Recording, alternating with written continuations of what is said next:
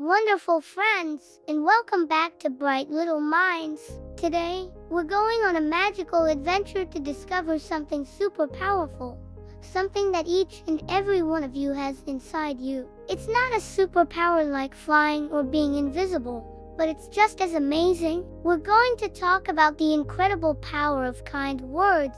Have you ever thought about how the words we say can be like magic spells? They can make someone's day sunny and bright, or they can make it cloudy and gray. Let's imagine our words are like tiny seeds. When we use kind words, we plant beautiful flower seeds. But when we use unkind words, we plant prickly weed seeds. Which garden would you rather play in? A garden full of colorful, sweet-smelling flowers, of course. Let's start with a little story. Once upon a time, in a cozy little burrow, lived a bunny named Barnaby. Barnaby was a great friend, but sometimes his words would pop out of his mouth before he had a chance to think about them. One sunny morning, Barnaby saw his friend, Squeaky the squirrel, trying to carry a giant acorn up a tree. It was the biggest, most perfect acorn Squeaky had ever found. He was struggling, wobbling back and forth. Barnaby, without thinking, shouted, "You'll never get that up there, Squeaky. You're too small." Instantly, Squeaky's bushy tail drooped, his little shoulders slumped, and the giant acorn tumbled to the ground. He felt sad and a little bit silly. Barnaby's words, those prickly weed seeds, had made Squeaky feel like he couldn't do it. Barnaby didn't mean to be mean, but his words still hurt. He saw Squeaky's sad face, and his own ears drooped too. He felt a little thorny inside. Later that day, Barnaby saw Fiona the fox trying to paint a picture of a sunset. The colors were a little mixed up, and the sun looked more like a wobbly orange than a perfect circle. Barnaby remembered how Squeaky felt. This time, he thought before he spoke. He hopped over and said, "Wow, Fiona, I love all the bright colors you're using. Your painting makes me feel so happy." Fiona's face lit up like the sun in her painting. She wagged her tail and said, "Really? Thanks, Barnaby. That makes me want to paint even more." Fiona felt so proud and encouraged. Barnaby's kind words were like planting a beautiful sunflower in her heart. And guess what? Seeing Fiona so happy made Barnaby feel warm and sunny inside, too. What did we learn from Barnaby? We learned that words like "you can do it," or "that looks great," or "thank you for being my friend," or magic. They build people up, just like building a tall, strong tower with blocks.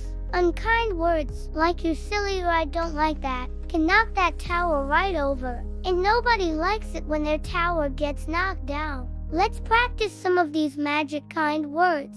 Think about someone in your family. What could you say to them right now to plant a flower seed? Maybe you could tell your mom, "Thank you for making my lunch. It was yummy." Or tell your brother, "I like playing with you." These simple words can change their whole day. Now, what if someone says something unkind to you? It can really sting, can't it? It's okay to feel sad or upset, but remember, their prickly words don't have to grow in your garden. You can be the one who plants a flower instead. You could say, "It makes me sad when you say that," or you can simply choose to walk away and play with someone who uses kind words. You're in charge of your own beautiful garden. Let's try another story. Meet Leo the lion cub. Leo had a mighty roar, even for a little cub. One day, his friends were building a magnificent sandcastle. It had towers and walls and a little moat. Leo came running over, and just for fun, he let out a huge roar. Sand went flying everywhere, and the beautiful castle crumbled. His friends were so upset. Penny the penguin waddled away with a tear in her eye. Milo the monkey scampered up a tree, looking hurt. Leo didn't mean to wreck their castle. He just wanted to show off his roar. But he didn't use his words to ask, "Can I play?" He used a loud action that had an unkind result. Leo's heart felt heavy. He sat by the pile of sand, all alone. Then, he remembered what his mom always said, "Words can fix what roars can break." He found Penny and said, "I'm sorry I knocked down your castle. That wasn't a kind thing to do. Can I help you rebuild it? Penny looked at him, and then she gave a little nod. Then Leo found Milo and said, I'm sorry I scared you. I should have used my words. Do you want to build the new castle with us? Milo chattered happily and swung down from the tree. Together, the three of them built an even bigger, better sandcastle. Leo learned that two of the most powerful, most magical words in the whole world are I'm sorry. They're like a magic watering can that can help a wilting flower stand up tall again. Saying I am sorry shows that you understand you made a mistake and that you care about your friend's feelings. It's a super brave thing to do, and when you help fix the problem, like Leo helping to rebuild the castle, it's even better. Let's think about other magic words. How about please?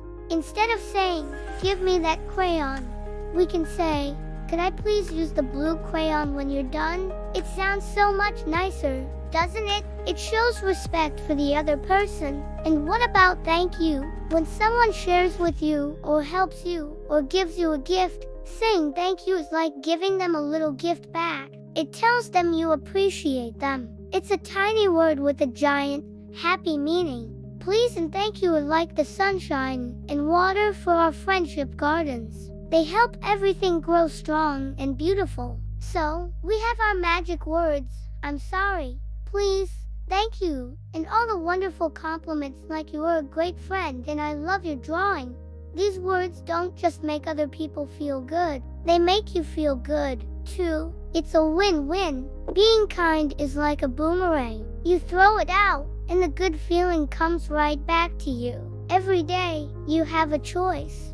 You can choose to be like Barnaby when he saw Fiona painting, spreading sunshine and happiness. You can choose to be like Leo, who was brave enough to say I'm sorry and fix his mistake. You have the power to make your home, your classroom, and your playground a happier place, just by using your words. Think of yourself as a kindness superhero. Your mission, should you choose to accept it, is to spread as much kindness as you can. Your superpower is your voice. Let's make a promise to each other right now. Let's promise to try our best to use kind words every single day. Let's be word gardeners, not weed gardeners. Let's build each other up, not knock each other down. And if you ever have a tough day, and you feel like you only have prickly weed seeds to share, take a deep breath.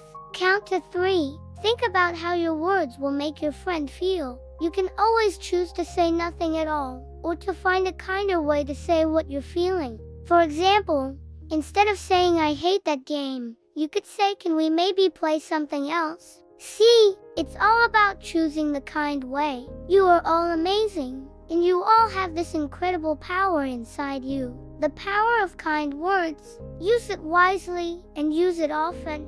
Go out there and be the reason someone smiles today. Plant a flower in someone's heart with your words. Thanks for joining me on this adventure today at Bright Little Minds. I am so proud of you for learning about this amazing superpower. Don't forget to practice being a kindness superhero. I can't wait to see you next time for another fun story. Remember to be kind to yourself and to others. Bye for now.